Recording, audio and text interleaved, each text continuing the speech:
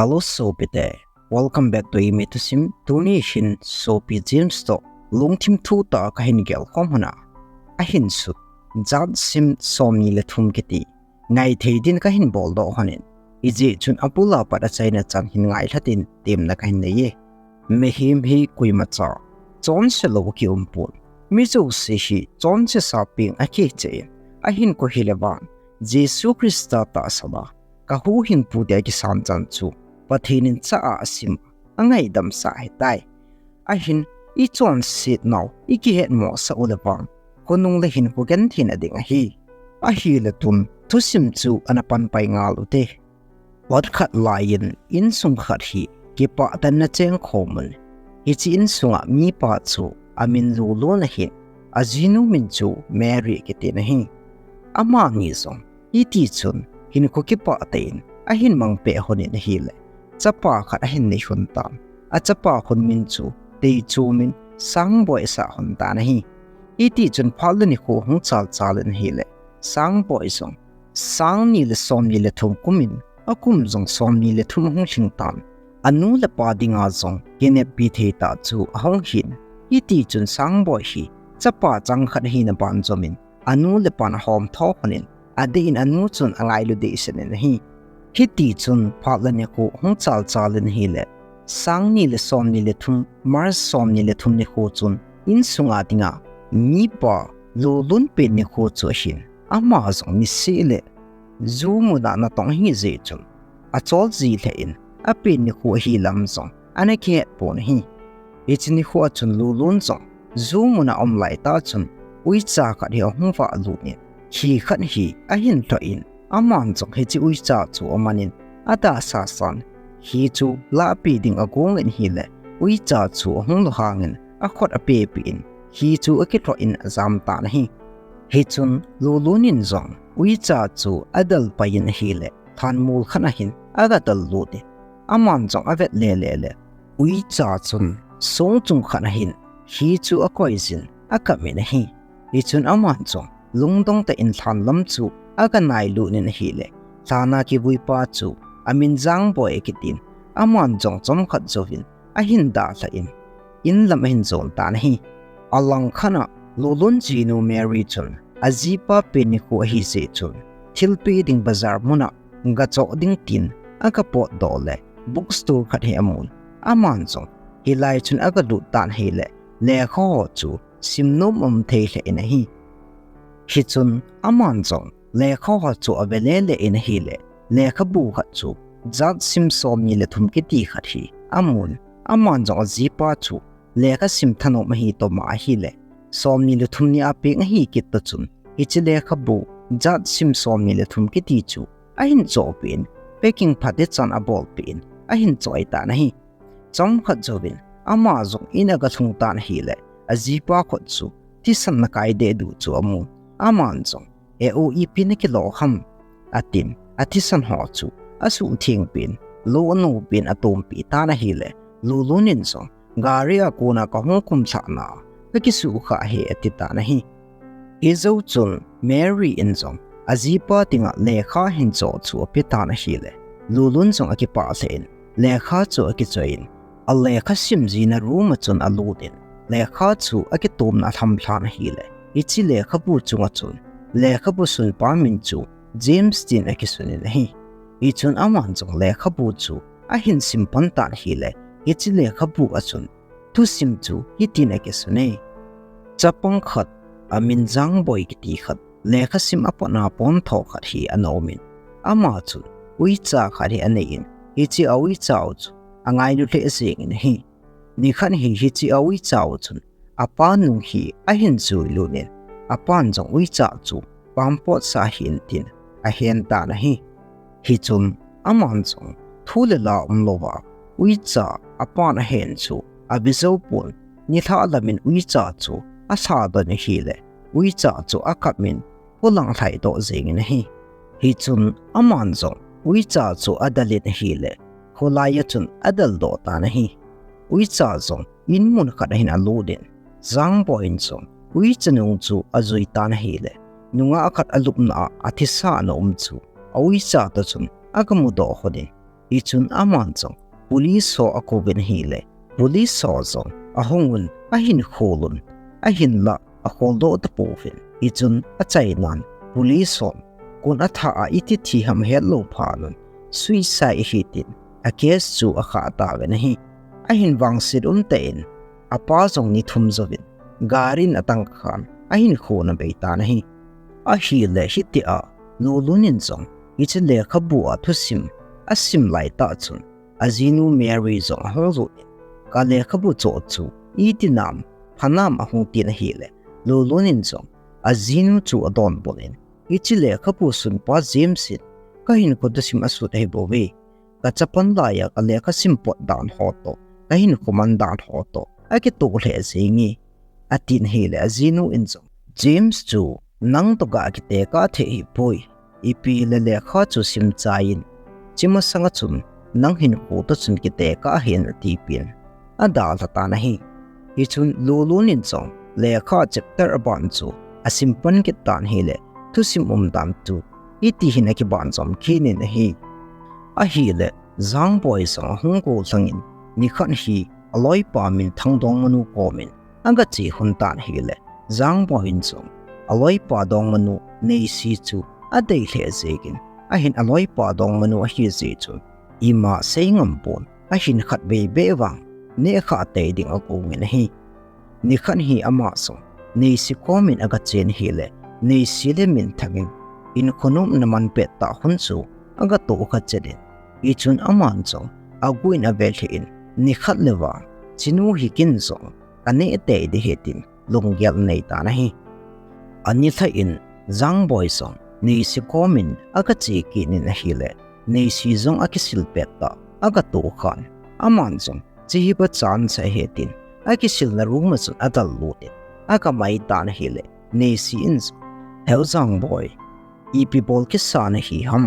long sit ten chi ho chu bol hi in atita na hile zang boy so no min thang to zong na bol ji hilo ham nei bol pi lo le ka tha ding na hitin agi tan hile I chun nei si in zong upai hello pa ne in khunum chu a hin man pi ta na hi hi zawa kon chun ama ni zong ahong kin ai che che honin hi ti chun agu in min thang hello pin chon sit chu a bol zum jing honin pung som nil thum chat ti chu jan som la khat sele ki mo to jing dingin age tim ham ta na hi zo chun lulunin zong ale khasim chu angan pung avet le som ni le thum age to chanin chu ban le ale khasim pheng mai zong chu avet le pheng mai som ni le thum ai ki nin I chun aman chong azinu Mary komach ai boy chele kha hi tu ka phat man to ake to cha chengi ven hi chi Jatsim som le thum itidana hiti min che ham ka vet na zo sin Jatsim som le thum ai so ke yi tu kum jing zong sang som le thum ai ki nin hi bang chun tun pung zong som le thum ake to chenin le kha pheng mai ka pha na lai ta som le thum ai ki nin ka pin kum zong ani khu som le thum ai ki nin a le kha bu zong amin jat som le thum ai ki nin itidana hiti ki to cha jing ham atin lungdong ta in adong en hile azinu Mary in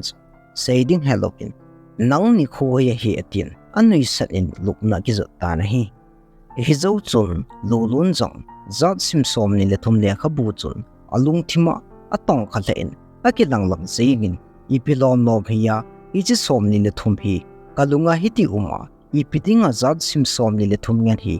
hiti kila jing ham atin imuthei levin akigel khowa ta na hi azingin aman jong alung the walin ichi Thusim sun pa James ki ti pa hi wi mong hi ta dem tin head do ding te nan bookstore chu aga ven hi le ichi le kha bu sun pa chu Thusim le kha bu dang asut lo dan aga khol da in a hol do na ding chu upai lo pha ne in lang hu ki le ta na hi ni tha in aman jong le kha chu abana sim ki ne hi le hiti a pha se le ichi le kha bu sima angal pi jing chu azinu zong alunga dong levin la su pain aloi pa mangboy aga kimu pi ding chun asen hile aman chong ichi chuba phan te tin agol pa mangboy chu aga kimu pi athil to ho chu asei bin hile aloi pan chong Jatsim somni le thum chu mo a Jatsim mai ti chu number mai hi gel thupi ding hi poi ati pe izo chun amas ina hung kilen alekha bu sim chu aban zom kit tai hi chun lekha bu Thusim chu itin ki ban zobe azingin zang boile anu zong holin apo do honin thani lampi hi ong vai tham danun ala thum cham nain ina hung kileopin amazon nei sikoma pung som ni le thum chanin amasa ki ho na hon bongin aga chin hile nei si inzo heuzang boy tula hoilang na mandela na lim na bel ni ki musa lokham seinom khota khar kani ye tin hile zang boy inzo ipiham sen na lunggel na seinom chu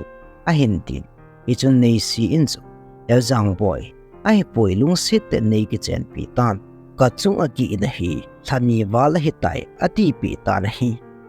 ichun zang boy so aking lap zengin iti ke bu se tabon bolji hilowa ke ya hiponte no min thang to zo ki chengin ati pi tan hi le nei si inzo ke ni ni khat ve nei mu se huna chu ka bo thon hi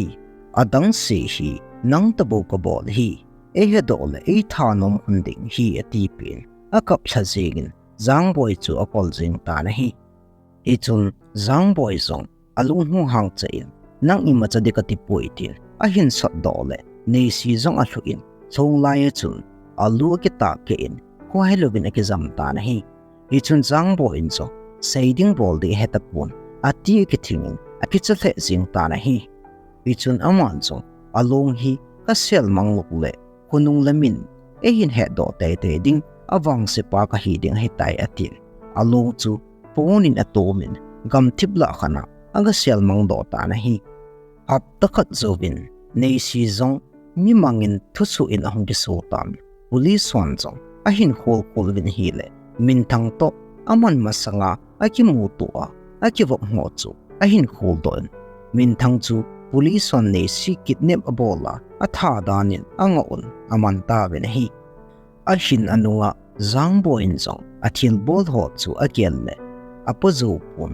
aku na tol thana le Chonset na ti san chu amang tapun iti ki si wang la upai tapun ni khat le hum ki mat do a ka gen thei sangen atin indana konin aki chom than amma le ma aki that ta na hi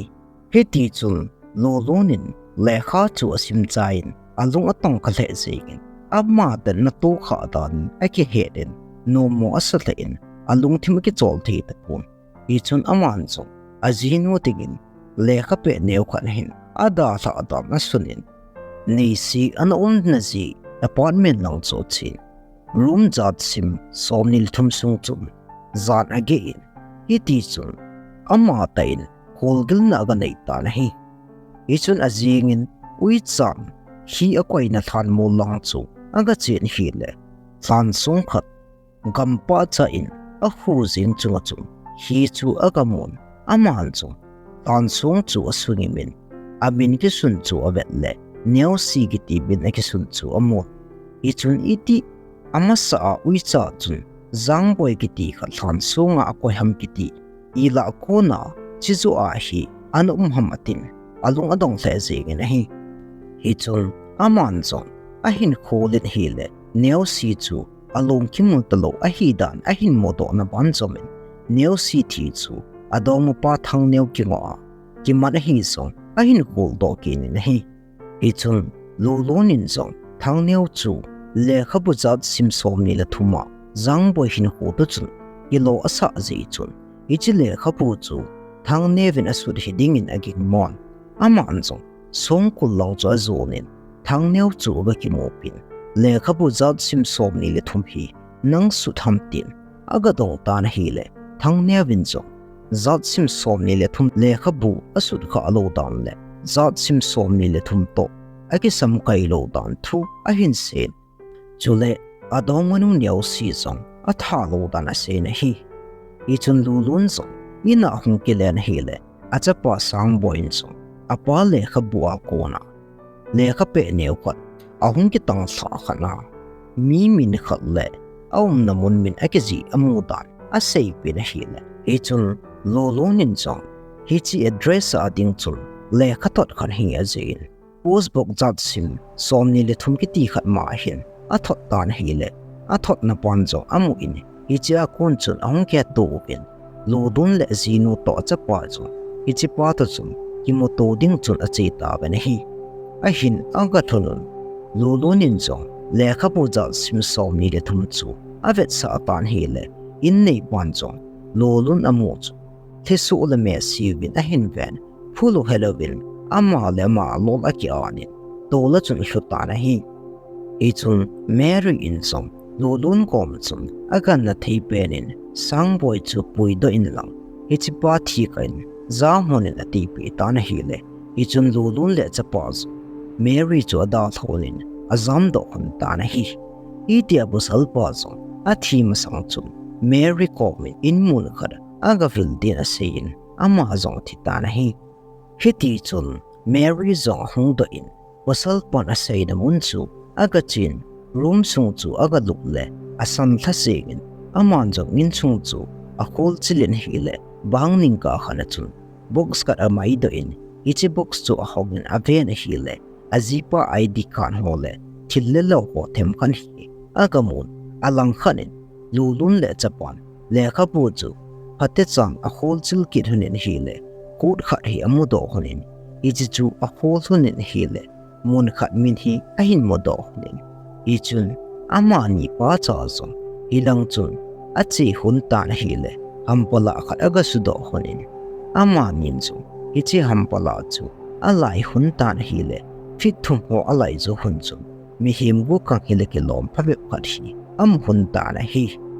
ichun ama ni pa chan zo agan na thi penin police station azon honin police so chu aga ko khunin ahun ta ben hile ichi muna chu gwal khat cha bezo an tapon alunga dong theun jiban zomin police ho zon luhang tan akile ta ben hi chom khat zomin Mary's long garia hin tole azipa la chapa chu ahung puin in langa akile ta ben hile pha chom khat zomin in aga chon Mary in so washroom a put bom nen ho chu a sop thing in hile lolonin so azinu kom chu ipina thama na khut chu nen de du ham ola ku kang chu nang la do hamatin lunghang ta in atong ta na hile Mary in so kapum pum le hi cha pum pum chu aman ala do hi dan ho chu a sei ta na hi ichun lolun so alunghang thai sei hading ding akusin ta na hile Mary in so gukang chu nunga neo si thilo a hi dan a hin sei na ban jobin lolun in neo si atha hi dan chu a hin ban sei do ta na hile lolun so ong king dot zegin hi ichun lolun in so le kha bu Jatsim som ni le thum chu hate chan a hol chilit na hile le kha bu cover chu thoni a hi dan a hin mo ta in aman chang a kho do le amin akizi chu ahin mutan amazon alungel sang balin tola ashuin koelovin akizam dan tana hi hat chom khat sovin lolun so angkha dole hospital an lumtan akoma chun azinu le chapa chu anato kunin ipeta chun Jatsim som ni le thum Thusim chu abula panin angkilangin ahin ban gel do in hi ichi chu abula awi cha to agamu do hun no me thinu chu apan na tha hi chule apa accident na athi chu imadang je hilobit apan ichinu be no na tha chu isi wala lampia gari kitali sa hi chule awi cha open apa thil bol ho HETSAH chu apa na he na hi chuban choma apa tha hi lam hello zewa yes chu an khawi tai English de to in like father like son ati banga ama zo hongko thana apa ko no hinzuya tol tha hin bol kha ki hi chule Jatsim som ni le thum le khapu suwa isun zo si chu ama hin ko to si mai hi chule neo si hi zang boy na zol kai kha pha na ana tha kha aki Jatsia ana sel ma hi chule ama khiela som kul na taung zong chu ui madang hilowa aloi pa thang neo chu an hi tai a hin jang boy son ake si zen building a konin ake chom thlain ahin wang phat pin Dr. Jimsin ana hu do in ana thizo pon alung thim zo mo ti chu memory lo zon hin hi ahin la mi pi heti ama chu athin na koi ta ben hi abul pat lawa wi cha in hi ga koi na than sung jang boy ki ti chu ama than chu hi chule athusim kim langa alol kya pa chu wi madak helobin anazam tama an hu hing pa lo le ai langa thim ta le sang ta Dr. Jim su hin hi Dr. Jim sin jang boy chu an long si na anazan tama in kotha na pe hi ain kunwa ahung khe do di pha na chu ama zo hin ko na kila he tai chuban le jang boy song ahung tam do kon chun alung thim tha le hin kotha chu ahin mangin amin jang boy hitaloba lulun zo hu khia zile chayong hin neya hin ko chi se zo si chu anamil de la hitai chukit le hichi le ka bo su zong chu Dr. Jim sin amin ho khela sim thu tu sim bu ta bonga ahin SODOH pi an hi chole abul patna wi chan ahin do hi chu kuimadanga hilowa min thangin nei si na pi hi chu an hi abam le abula awi chawin apa chon sit hung phun do banga chu iji wi cha long ahung phun pi kit hi hitia lolon in zong imazo si hen gel do phana chun aki si be senen a kaptan hile azinun zong alung neo lo na ding chu azol ta na hi ahin lolon zong za cha to long han ko pumin akamin ba sung thai chu kitali sa jing ding ati ta na hile aneo laya apa zong hiti achu garin an tali chu ahin gyal do ta hile kapa thi dan zong kimil thei nai lova kachapan zong ka thi dan akyal gyal jing ding chu atin bas chu od do ta na hi chupa nin aman zong police so komin ambol hil zo si chu sei ta na hile police son zong ama chu amanum thangneu chu atha do Mary le achapa zo ahung hanin lolun chu akoi honin iti chun ilung sita chun akilata ben hi hiti chun lolun zo thutan aga ahin puilo no final judgment chun ama hi atol thazia ahin ko fa sia ki khaili dingin thuthuna anei ta ben hi lolun zo khaili dinga thu tam sa hi chu aman zo ka chandia lom hi ti iti chun athi da ding ko chu nga ta na hi a hiele phana hung che chin athi na ding ko chu angi tan aman jong aki khaili na ding mun chu azomi mi pi maya chun adikin amasanga wal clock khat ki khai chu aga ben hele pung ni le minute pa hun thum na khu ako in chizong chun number som ni le thum a hi dan abes in a hi Jatsim som ni le thum le khabu asu chu chapter som ni le ni a ki chai shin ama ta in chapter som ni le thum thlin na to ki to chanin December som ni le thum sang ni le som ni le thum chu ahin khona bei tai thu chaina mehem hi koima Chonset lo kyum poi ahin pathen hi nga ngai dam I thu mole ngai dam changlal chu hi povin hin la isu HILOU pathen hi nga ngai dam thum lo ba amma akona zammang hi khole ba pathen le khabuin na Chonset na hin hol do tai tai ding hi ati shi Christian khat hi lang anasumil po te a hi le hi chan hin thusim chu ke chai tan he chi thusim hi SOPI James to LUNGGEL ta le lungthim thu ta KAHIN gel khomna KAHIN su thon hin he ji chun he chi thusima su khil se khil bol khil on le ne king ai ta motin chule he chi thusim hi sim thu thusim mai mai hin ki hil na thei dinga LUNGGEL ta KAHIN bol hi. Hello guys, lungsit ta in SOPI Rebecca tamang Pastor Kamal Thangboy tunu channel thi like share the subscribe and bol piute ama hi Eimi da sa thim ta akha hi na banin e pau zo thim len hi chule a channel link zo hi description ka hin koi thain SOPI ulenaw ten na support otin ana subscribe piute a hi le aban lang le SOPI James Kipgen kun mama adventure to simkhat khangdong khol chin leng pa ki ti chu I na ngai khom kit diu hi ze like share the subscribe bol pomin na nga zingote